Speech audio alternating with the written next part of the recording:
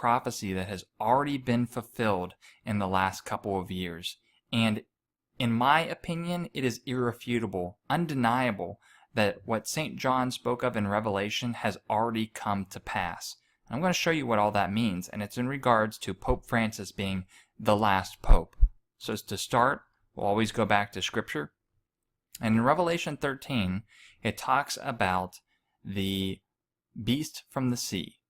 And it says, Revelation 13, verse 1, "And I stood upon the sand of the sea, and saw a beast rise up out of the sea, having 7 heads and 10 horns, and upon his horns 10 crowns, and upon his heads the names of blasphemy." Now, when St. John has this vision, he's not really quite sure what this is, all this symbolism and what this beast is. And so it's later revealed to him what this means, what the 7 heads are, what the 10 horns are. And where that's revealed to him is in Revelation 17. And I'm going to take you through this paragraph by paragraph and show you how this has already been fulfilled paragraph by paragraph. So in Revelation 17, he not only speaks about the beast that we saw in Revelation 13, but he talks about the harlot, or the great whore that sitteth upon the beast. And so he said, "And there came one of 7 angels which had the 7 vials, and talked with me, saying unto me, Come hither, I will show unto thee the judgment of the great whore that sitteth upon many waters, with whom kings of the earth have committed fornication, and inhabitants of the earth have been made drunk with the wine of her fornication." So the angel carried him into the wilderness and showed him exactly what this all means. So the first one, Revelation 17, verse 4, "And the woman was arrayed in purple and scarlet color, and decked with gold and precious stones and pearls, having a golden cup in her hand full of abominations and filthiness of her fornication." First clue, purple and scarlet color. "And the woman was arrayed in purple and scarlet color." You can see the bishops wear purple and the cardinals wear scarlet, the red color, as you see in the Vatican. The next clue was she's decked with gold and precious stones and pearls. She has many riches. How rich is the Vatican, says International Business Times? So wealthy it can stumble across millions of euros just tucked away. There's tons of articles on how the Vatican has just immense amount of money in paintings and art and gold and jewels. Everything about the Catholic Church is very ornamental. Again, we're ramping up to what I'm going to reveal to you later on in this chapter. This, is symbolism that could be swayed one way or another, but it gets better, so follow with me. "She is called the mother of all harlots and abomination of the earth, Mystery Babylon. And I saw the woman drunken with the blood of the saints and with the blood of the martyrs of Jesus. And when I saw her, I wondered with great admiration." If you did not already know, the Catholic Church in the Dark Ages killed millions of Christians because they wanted to remain in power. This is not to offend anyone that's Catholic, because I was Catholic, but the Catholic Church did in fact murder Christians. They want to put man in between Jesus and the individual. And so in this article here, it says, "For 2 or 3 centuries, many Protestants have given figures concerning the total number of people killed directly or indirectly by the papacy during the Middle Ages. 50, 68, 100, 120, 150 million people. Roman Catholics typically give much smaller numbers, so they don't deny that it happened." So again, looking back to Revelation, the blood of the saints and martyrs are on the Vatican's hands. But here's where it gets undeniable. I said this is irrefutable, undeniable evidence that we are in the end times and St. John's revelation is coming true. He says the 7 heads are 7 mountains on which the woman sitteth. So let's just do a Google search here.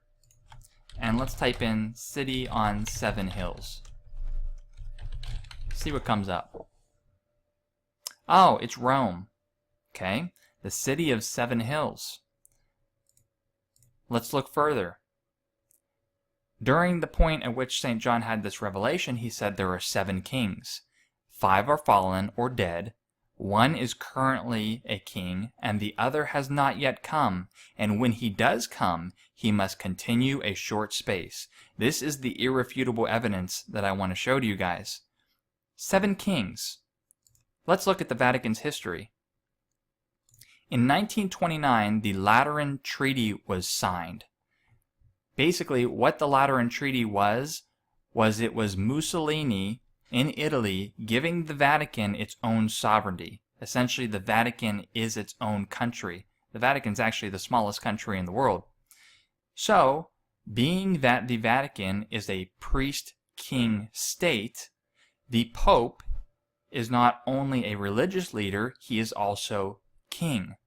So in 1929, the Pope at that time was the first king. Let's take a look at the list of popes. So I'm going to scroll all the way down here to the current Pope Francis. Here we go. And let's scroll up to 1929. Here we go. Pius.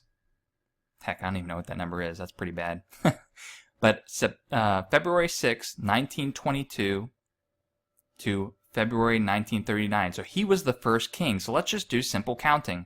First king, second king, third king, fourth king, fifth king, the sixth king. Let's go back and see what it says about the sixth king. 5 are fallen and 1 is. So we look at the sixth king, he is.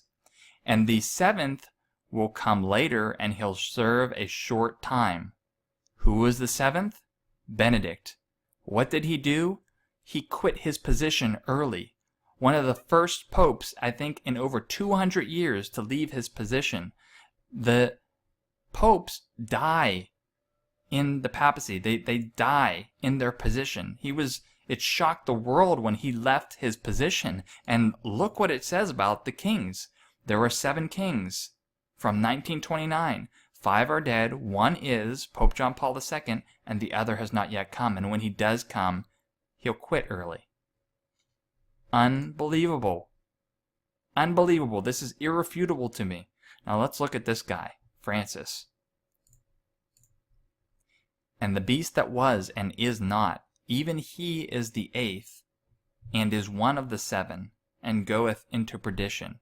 This is in reference to Satan. He is the false prophet. And it says he was and is not, and even is one of the 7, but is the 8th. This can be a little bit confusing, but if you go to this YouTube channel, VaticanCatholic.com, they have a almost 2-hour video on why Pope Francis is the last pope and why he is of the 7 but is not necessarily the 8th. He was not ordained in the traditional Catholic rites. It was a bastardized ceremony that he got his priesthood. So they are arguing that he's not even a true priest per the original Catholic doctrine. Therefore, he is not a true pope and not a true king. They have tons of information about why this is so, and it's pretty incredible. And so when it says that he is but is not, and is the 8th and is one of the 7, that could mean that he's really not a king, but he is part of the 7 popes. Again, the Vatican Catholic website makes a little bit of a different interpretation of it, but he is the last pope. That is the main message. Revelation is about end times, and this section here, 17:10, Revelation 17:10, about the kings, that lines up directly with the Vatican getting its sovereignty in 1929 and pinning it to the exact pope who would quit early, which is not a common occurrence. Guys, got to open your eyes here. Let me just bring this up again for any new viewers. This is my Revelation timeline. I'm going to actually post this on my website so it can be downloaded. But we are in the end times. And it's not the beginning. We are right in the middle. And the false prophet pope's abomination was on September 23rd, 2015. All the occult symbolism through all venues of entertainment were glorifying 923. When the Pope came, he was idolized. He was in places he should not be. presiding over Congress, presiding over the UN. He made statements saying Jesus failed at the cross. He failed in life. This is the Pope that is allowing the Quran to be practiced inside the Vatican City walls. He is the abomination. And so, let you understand where we're at. Daniel 12:11 through 12 says, between the time of this abomination and God's wrath, there are 1,290 days. There are other references about the Great Tribulation or Satan's rule being 1,260 days, which leaves us with one Hebrew month, 30 days, from September 23rd to October 23rd, where Jesus says in the imperative, "Know when you see the abomination, flee to the mountains." This is your warning period. We do not know the day or the hour because God will cut Satan's rule short at any time. So I do not know the day and the hour, nor will any man. But in the imperative, he said we should know this event, because he's saying that if we do not, and we don't heed that warning, we don't see the signs, and we don't flee or prepare, we're going to be decimated.